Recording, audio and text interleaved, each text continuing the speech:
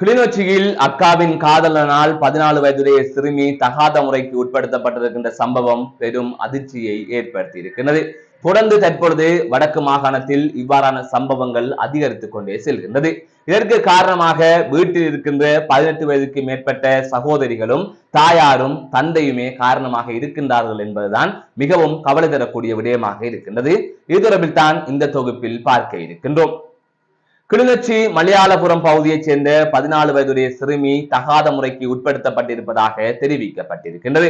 இது தொடர்பாக 118 என்கின்ற போலீஸ் அவசர இலக்கத்திற்கு தகவல் வழங்கப்பட்டதை தொடர்ந்து உடனடியாக அந்த தகவல் கிளிநொச்சி போலீசாருக்கு பரிமாற்றப்பட்டிருக்கின்றது.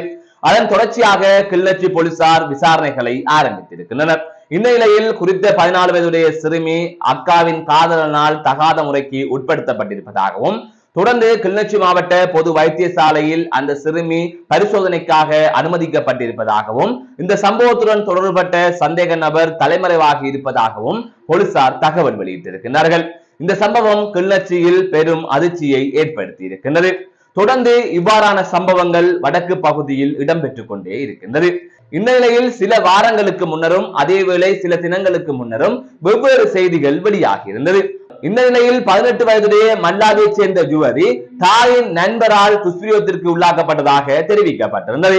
தன்னை வெளிநாட்டிலிருந்து வந்தவராக அறிமுகப்படுத்தி அந்த குடும்பத்துடன் பழகி அந்த பெண்ணை திருமணம் செய்வதாக கூறி இவ்வாறு துஷ்பிரயோகத்திற்கு உட்படுத்தியதாக கூறப்படுகின்றது. இதற்கு காரணம் தாயாரின் செயற்பாடு என்று கூறப்பட்டது. அதாவது தாயாரின் பொறுப்பற்ற செயற்பாட்டாலே இவ்வாறான ஒரு சம்பவம் இடம்பெற்றதாக கூறப்பட்டிருந்தது. அதன் தொடர்ச்சியாக அண்மையில் யாழ்ப்பாணத்தில் 15 வயதுடைய சிறுமி குழந்தை பெற்ற சம்பவம் பெரும் அதிர்வலைகளை ஏற்படுத்தியிருந்தது. அதன் விசாரணையில் மல்லாதியைச் சேர்ந்த இளைஞர் ஒருவரே அந்த சிறுமியை துஷ்பிரயோகத்திற்கு உள்ளாக்கி இருப்பது தெரிய வந்தது.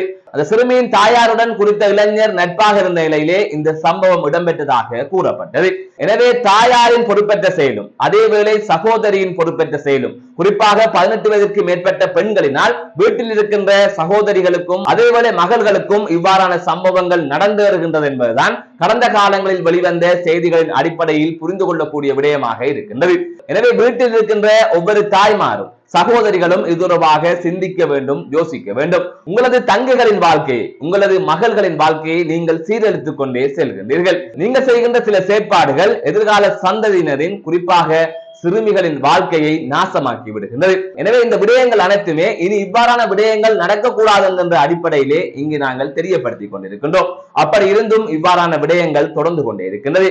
இவ்வாறு சிறுமிகளை துஷ்பிரயோகத்திற்கு உள்ளாக்குவர்களுக்கு கடுமையான தண்டனை வழங்க வேண்டும். அதன் தொடர்ச்சியாகவே இவ்வாறான பிரச்சனைகளை முடிவுக்கு கொண்டு வர வேண்டும்.